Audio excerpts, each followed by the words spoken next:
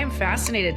As a woman, I'm like, I want to buy this filter. Like, it's going to put vitamins in my hair, and it actually sounds pretty cool. Like, it sounds like a really neat product. It seems at this point, the cartridge revenue is not theoretical at all. It's 40 to 50% of sales. I mean, that is great.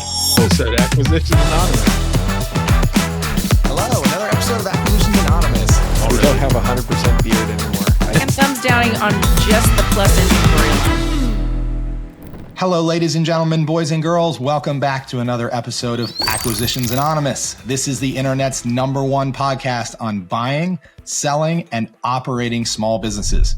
And we have a great episode for you today. This is a business with 10 million in revenue, over $2.5 million of EBITDA. It's an Amazon FBA business selling filtration shower heads, 25-layer filtration shower heads with vitaminizing inserts. So they have 40 to 50% recurring revenue as people switch out the cartridges. So it's a big business with recurring revenue.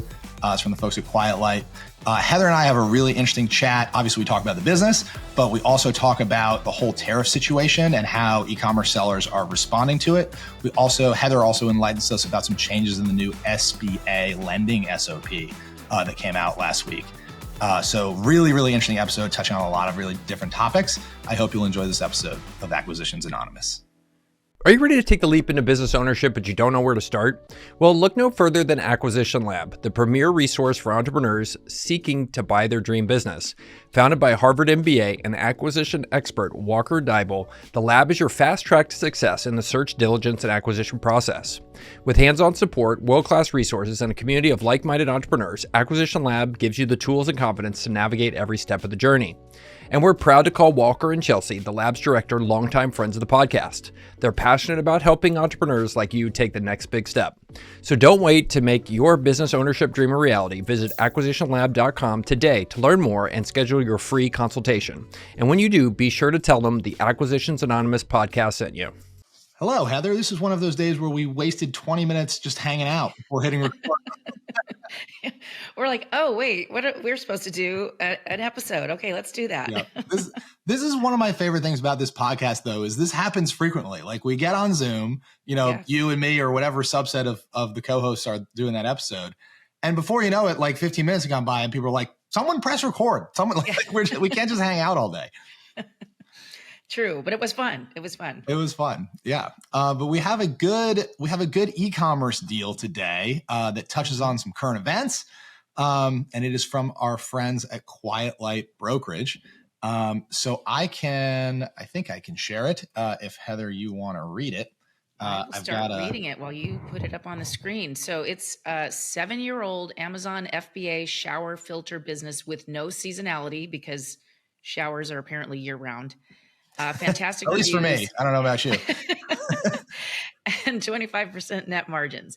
Revenue, 9.8 million. Income, 2.4. Multiple, 4.2. Asking price is 10,200,000 plus inventory. Launched in 2017, this business was created by a seasoned Amazon ecosystem pro. After thorough research, the sellers discovered a very large market with a huge opportunity for improvement. At the time, most of the competition was selling a 3-stage water filtration system. The sellers introduced a 10-stage, 15-stage, and eventually 20-stage filtration system that raised the bar for the entire filtration industry. In fact, Better Homes and Gardens ranked their shower heads first for best shower filter in 2023.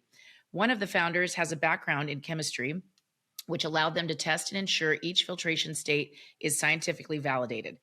In addition to the 20-stage filter, they offer filters that add various vitamins to the water. Wow. With this business, a buyer is presented with the opportunity to acquire a thriving brand in a large niche and grow the business through expanded product offerings and more focus on subscription customers. One exciting operational trend is the steady nature of the business month after month. It is rare to find a business without a busy season or a slow season. Again, showers are year round. Because the cartridges need to be replaced, the sellers believe that about 40 to 50% of their sales each year come from repeat purchases. They believe in their products so much that they encourage customers to get a free water report through an easy form on their website. The sellers recommend having a 3PL located on the West Coast, ideally in California. The business requires 30,000 square foot of space, excuse me, to allow for shipping to Amazon FBA. They also recommend partnering with a 3PL that can handle FBM orders, as this provides the best mix of options to manage the business logistics. The products are sourced from a couple of suppliers in China. The sellers have accomplished all of their goals and would like to pass the business on to a new owner who can take it to new heights. And this is being listed by Brad Wayland at Quiet Light.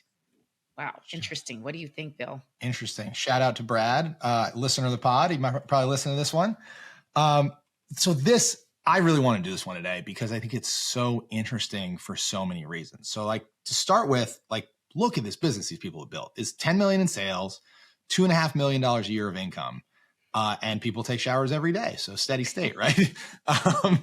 And 4.2x multiple. I think we can talk about the price later as we usually do, but a couple things I just wanted to call out from this listing that popped out to me. One, it's been around since 2017. So I like this. It's hard to find, Amazon businesses that have been around this long. Very often you'll see 2 or 3 years old. And I would run screaming from Amazon businesses that are 2 to 3 years old. Mm-hmm. They just don't have enough history and they certainly don't have a quote brand, even though, sellers will tell you they do. But that's one thing I like about this. Something else jumped off the page to me, which is that it says this business was created by seasoned Amazon ecosystem pros, which means this is definitely not their only business. That's right. And further down the page, it says something interesting, which is that the sellers recommend having a 3PL located on the West Coast, ideally in California, and they give you some specs for what your 3PL should have. Mm-hmm. What's interesting, though, is that what are they doing now? This implies to me that it is being done in their own warehouse or their 3PL, and you can't continue doing that. Very good point. But like that, these guys have multiple businesses, and they're kind of framing this of like what you need to do if you buy it. That sounds like you've got to rip it out of their facility. So that is like 1A that I'd want to understand, going into this. Not that it's not possible, but like that means you got to get a quote, you got to understand the new costing, and you got to recast the EBITDA based on what it looks like not in their facility. And you got to get a really good 3PL RFP during your diligence process. Wow. It's not hard. I mean, 3PL is a commodity. Like there's plenty of places that will do this. You just got to make sure that you understand it. Yeah. And if it's in their own facility, do you think it also means it could be a carve out, like entity wise? Could this be just a division of a larger company and you're also buying a carve out financially speaking? It could be. I hope not, because that would definitely make it hairy. I mean, certainly from an FBA or SBA point of view, that would make it instantly ineligible, right? Well, no, actually, it's just what's interesting about that. The new SOP came out this week.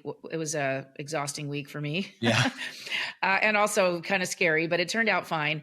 One of the positive changes was that in carve-out situations, the SOP now says the lender can use CPA prepared or reviewed financial statements in lieu of a tax return where a tax return does not exist. So it is now more of a common sense decision by a bank, but carve-outs are still never easy, no matter how you slice it. If it's all wrapped up in one entity with possible shared services, it's maybe easy to separate out the revenue side, but it's very difficult to actually recreate P&Ls that have the proper expense side to it if it's a carve-out, if it's all being reported up under one entity. And that's what's so hard, because the only person who can really recreate the SG&A part of the P&L and really understand what costs are required there is the seller, right? Because they understand it, and the conflict of interest is pretty immense, massive. Obviously.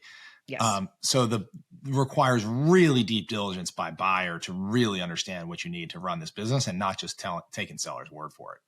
And then you should still haircut it. That's my opinion. I've worked on my share of carve-outs, and even the best pros that have done them still discount your cash flow again at the end for the stuff you just don't know. Yeah. The other expenses that you might have. But it's not clear that that's the case here. But yeah, a good hint that if they're in the other facility, we need to ask the question, does this have its own P&L, own tax return, its own cost, no shared services, that kind of thing. I'm fascinated. as a woman, I'm like, I want to buy this filter. Like it's going to put vitamins in my hair, and Yeah. it actually sounds pretty cool. Like Yeah. it sounds like a really neat product. Yeah. So Heather, just before I go to the product, because you mentioned something, which is that you need to haircut it and you need to build a buffer in, which illustrates to me, I just think one of like the guiding principles of small business acquisition of any type, which is that price is the best diligence, right? Yeah. Every deal, not just a carve out, you need a buffer for stuff you didn't figure out. Absolutely. Right. You have to underwrite this thing. Like, even if you feel like you've diligenced it all the way to the ends of the earth, there's going to be stuff that you're not going to find. We bought a business once, and I don't know if you've ever heard the phrase like desk drawer liabilities, like things you might find in the desk drawer that you didn't know were there. We found literal desk drawer liabilities. There was a desk at their HQ from their accountant who they had fired like a couple months ago with vendor bills in it. And there were like 50 grand of bills that we had to eat because they were just hidden. And they weren't, we just had to eat them for various reasons. So you have to build in buffer for the stuff that you missed, and it's got to underwrite even at EBITDA that's not quite as good. Yeah, every single time. I think I did a post on X this week after talking to a client who I had thought everything had gone great because it's been 3 years and he's really happy, but it turned out he lost 2 of his top 3 customers right after close because the seller had stopped taking care of things customer service wise while going through the process. So, I mean, yeah, every single time there's things that haven't even happened yet that are going to happen that you've got to sort of discount into it. Yep. You just need a margin of safety. You do. Yeah. 100%. And so on the new SBA SOP, so I saw that they will accept CPA prepared financials, which means you don't need a tax return. I had never put 2 and 2 together like you just did for me, that the SBA never really explicitly disallowed carve-outs. It's just that they required a tax return, which functionally disallowed carve-outs. Right. We still did them. But here's what would happen. We would do them, and certain banks would sort of stick their neck out and say that the quality of earnings kind of reconstruction could stand in as the third party verification of the revenue. So, but a lot of banks wouldn't even try that because the SOP didn't explicitly say that was okay. So now it doesn't say the Q of E. It still doesn't say anything about Q of E, which I think is interesting. The SOP never says anything about that. So lenders don't usually even require it.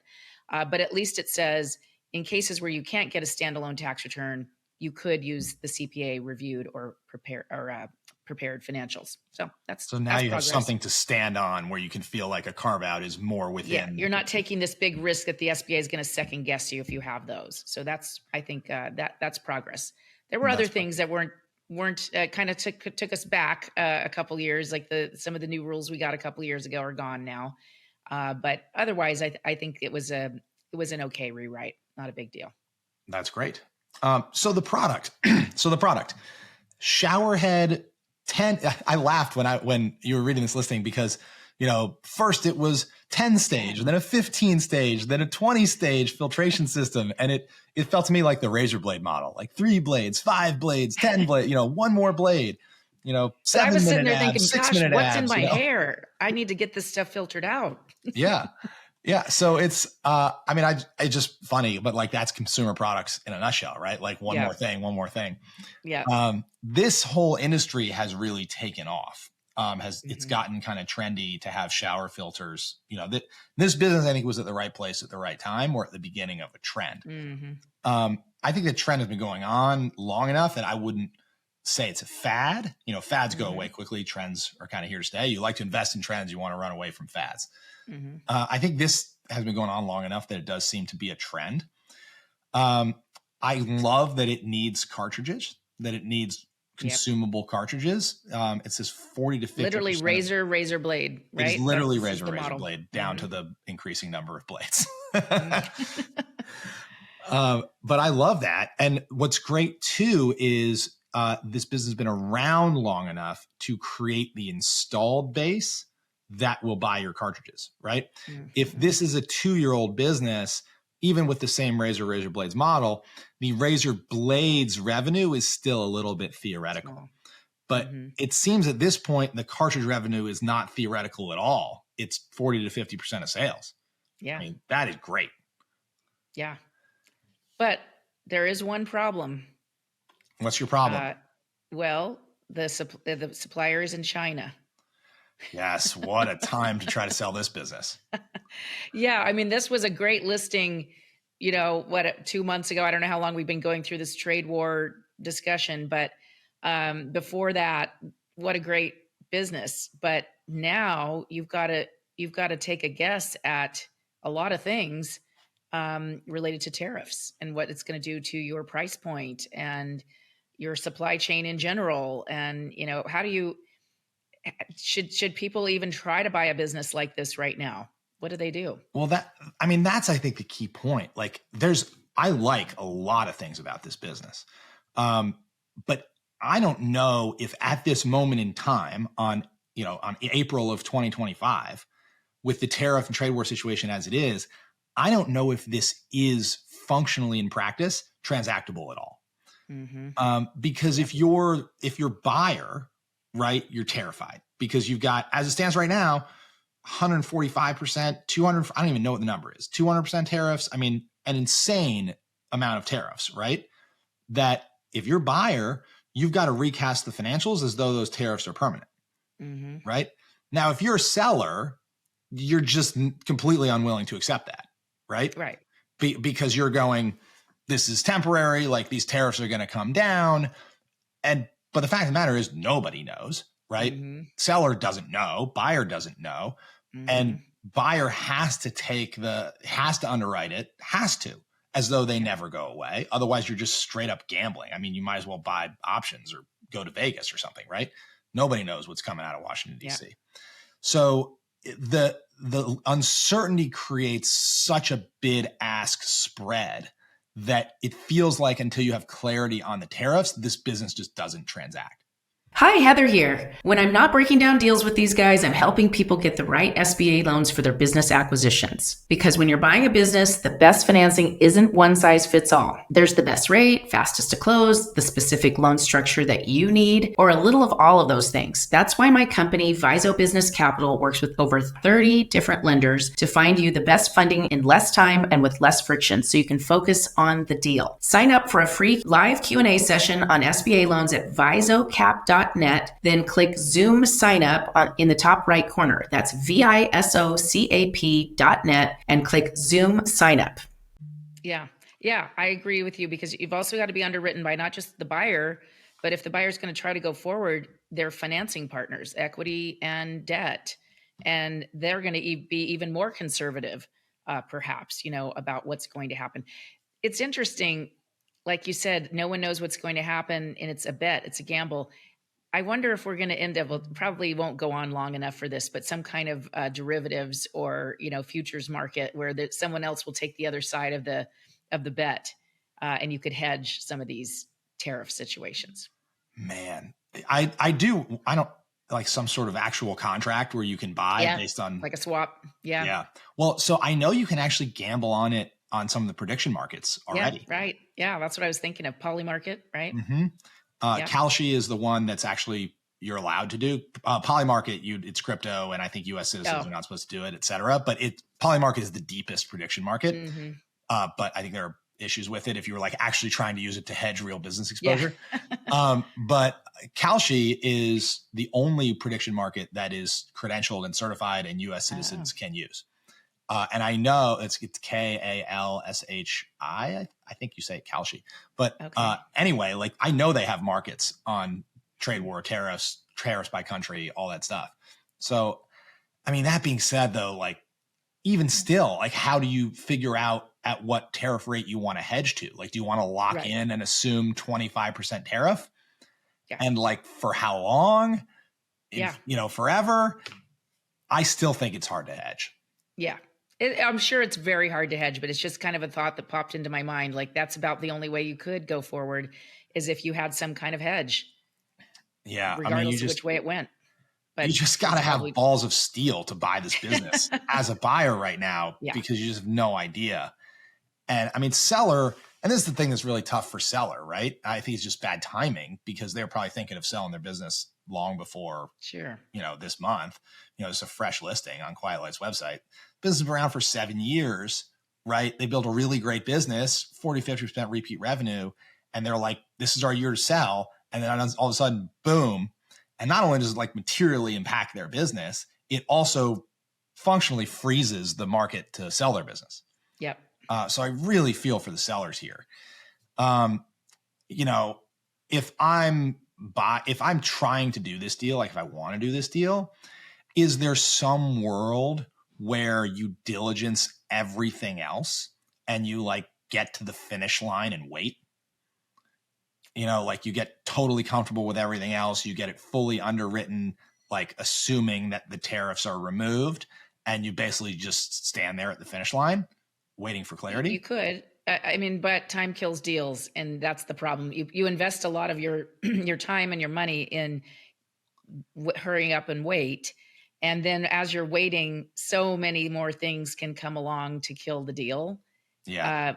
That I think it's a risky strategy. But I will tell you, as you know, in our practice at Viso, we have at least 3 deals where that's what we're forced to do at this point. They don't want to walk away from the deal, but they are importing, 50% or more of the products.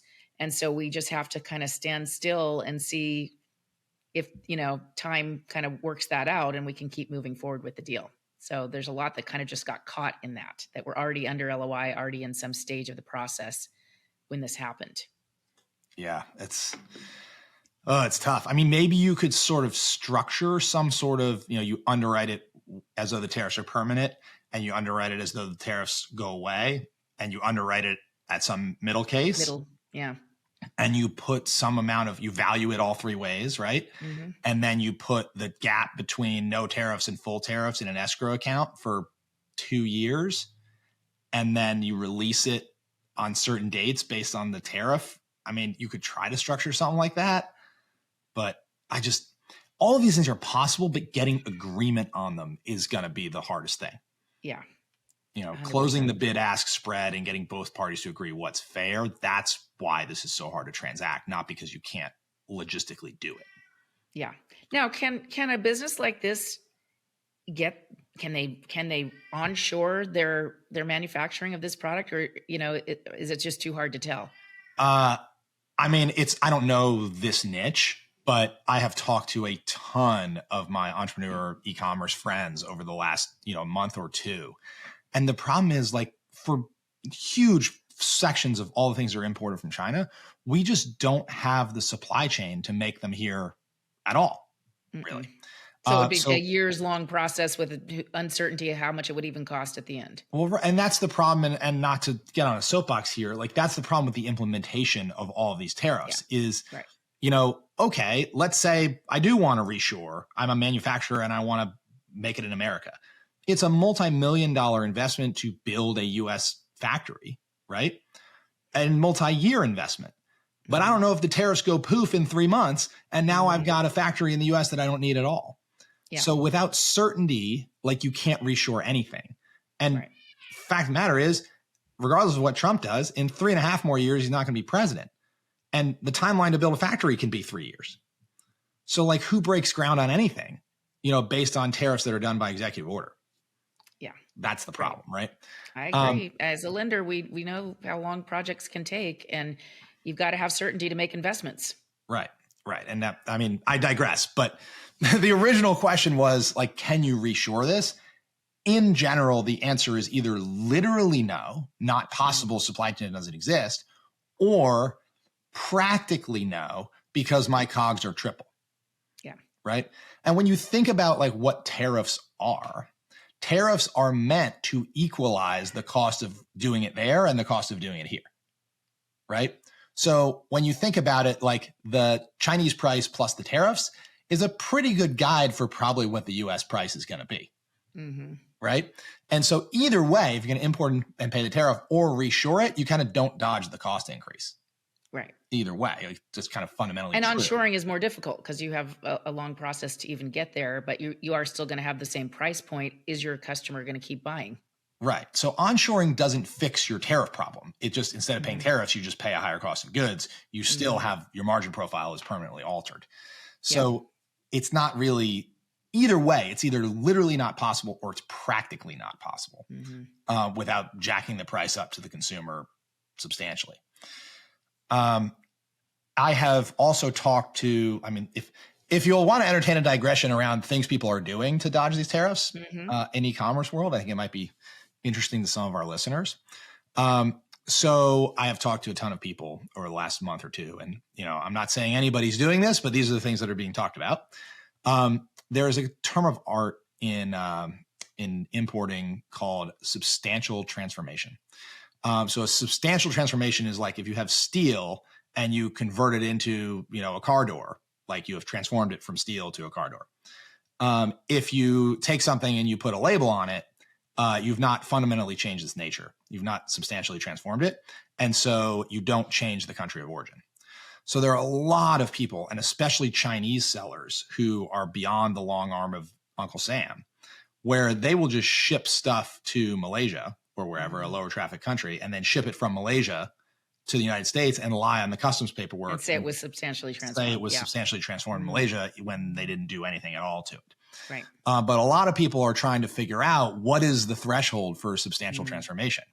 Can I have it assembled? Can I ship all the parts to Malaysia and have them put it together? Right? Can I ship, the battery for it to Malaysia and have them put the battery in it? Is that enough to substantially transform it? Can I have it painted in Malaysia? Is that enough to substantially transform it? Everybody's trying to figure out what they can. I'm just using Malaysia as an example. Pick any lower tariff country than China. Yeah. Can I do the minimum amount to substantially transform it somewhere else and dodge these tariffs? So there's a lot of people trying to figure that out. And that, if you are substantially transforming, that's kosher. That's okay. But you have to be legitimately substantially transforming. The other thing that is not kosher, that is absolutely rampant, is something called DDP shipping, which is delivery duties paid. And this is where, instead of you, the American brand, in this case, the showerhead people, instead of them being, and I'm not saying they're doing this, I have no idea, but instead of them being the importer of record, the Chinese company says, oh, don't worry about it. We'll be the importer of record and you buy it from us once it clears customs. So the Chinese will be responsible for importing it. And very often they will quote you a DDP, delivery duties paid, shipping rate, which is inclusive of tariffs. And I have seen the DDP rate be like 40 cents a kilogram more, like almost nothing. Oh. And so they're American just not brands, paying the tariff. The American brand goes, how's this possible? And the answer is that the Chinese are lying on the paperwork. Right. But the American brand kind of looks the other way because they go, I'm not the importer of record, right? Is CBP really going to come after me? I didn't do it. Yeah. I didn't do it. Wow. But the fact of the matter is you actually are liable. And CBP can come after you and prove negligence and come after you for those tariffs. But the problem is they can't come after the Chinese person. And so that's why the incentives are just all whacked here. Because if you're a law-abiding American business, you have to pay the tariffs. If you're a not law-abiding Chinese business, if you're a non-resident importer, which is a status that needs to be removed, if you're a non-resident importer, you can just cheat and you get caught. And so what? Like, they can't come get you. Right. Interesting. So the problem with the way the tariffs have been implemented is actually further disadvantaged American businesses against Chinese businesses, because the American businesses have to play by the rules or you go to prison, and the Chinese businesses, the non-resident importers, cheat extensively and get away with it because there's no enforcement. Wow. So for every rule, there's always a workaround or someone willing to if you're willing to go to push jail, the boundaries of the workaround. And people who will simply just cheat. And policy changes aren't as easy as, people want to make them. Like you said, there's a lot of little rules that have to change to sort of tighten things up and make it more fair. So we're in a really interesting spot. There's a lot of listings like this. This one explicitly says it comes from China, but I think there's a lot of businesses where it doesn't say, but it's one of the first questions you're going to have to ask is, where are the supply chains? Country of origin is now like number one on every single diligence list for every deal. Yep. And understanding that, but again, like every country, doesn't even matter China, like everything is so in flux right now. How do you underwrite anything? And that's why just markets are just locking up, because there's absolutely no certainty. Yeah, agreed. Scary. So in general though, like tariffs aside, I think there's a lot to like about this business. I do too. So Heather, it sounds like this is going to be SBA. Well, it's going to be SBA financeable to a point because the asking price here is $10 million plus inventory. Yeah. But maybe you're at 5 million. Is the limit up to 10? What's the latest? No, we're hoping Congress will do that sometime in the next year. There's some good signs that might happen. So I am hopeful. But right now it's still 5, but you've got a few banks that'll go up to 8 because they'll do this 3 million, what we call pari passu or companion loan. With a strong enough deal and a strong enough buyer, it really has to have a strong buyer for that. You could finance 8 million, 5 SBA, 3 with that same bank on a pari passu basis. So you could potentially fit this. So you're but stretching. No SBA bank will touch it right now because of China. Yep. But not because of the carve-out, because of the new SOP. The carve-out is no longer a problem. Right. Even if it's a carve-out, this could still be done, which is really good news too. Okay. Super interesting. So it's hard to even talk about price because of the specter of tariffs, right? Assuming the tariff thing was not happening at all, how do you feel about 4.2 times plus inventory for this business? That sounds pretty good for what it is, for the repeating revenue. I actually I think it's fairly priced, to be honest. I kind of think it is too. I mean, it's fully priced, right, at 4.2. Mm-hmm. I think the thing that drives it is that 40 to 50% recurring revenue. Right. Side of the business that makes it more attractive. So I think probably sell. The things that would scare me as a buyer, though, I happen to know because I've looked into it. This is a very competitive space. There are a ton of shower heads. And I mean, you saw the 10 filters, 15 filters, 20 filters, now add vitamins, right? Like it's that type of space. And if you buy this business, right, you can't just keep selling your 20 filter SKU and fall asleep at the wheel, right? You've got to introduce 22 layers next quarter, right? Or infrared light or whatever. Right? Yeah. You've got to chase the market and the innovation here. You just can't sit on your butt. And so that's something that worries me a little bit. And obviously the thing that always worries me is platform dependence here a little bit, 100% Amazon. Which is just makes you a little nervous, but I do think there's a buyer out there for this. Yeah. Thanks. Nice business. Yep. Okay. Well, if you want to buy this business with a $5 million SBA loan, reach out to Heather at VisoCap, and she can help you do it. Probably better than anyone else on the planet. So I hope you enjoyed this episode of Acquisitions Anonymous. If you like this one or you like other e-commerce deals, head over to our website, acquanon.com. We have all the deals tagged by industry. You can just listen to e-commerce deals all day long if you want. We're pushing 400 episodes now on the website in all kinds of industries. So, and you can also get on our mailing list there. We send the deals out. We send out some fun content just once a week to our newsletter. So hop on there or find us on X. You can find me at Bill DA. Or Heather is Andress and Heather. I did it backwards. I don't know why. Andress and Heather. Heather's backwards on X, but you can find her Andress and Heather on X. So thank you for listening, and we will see you next time.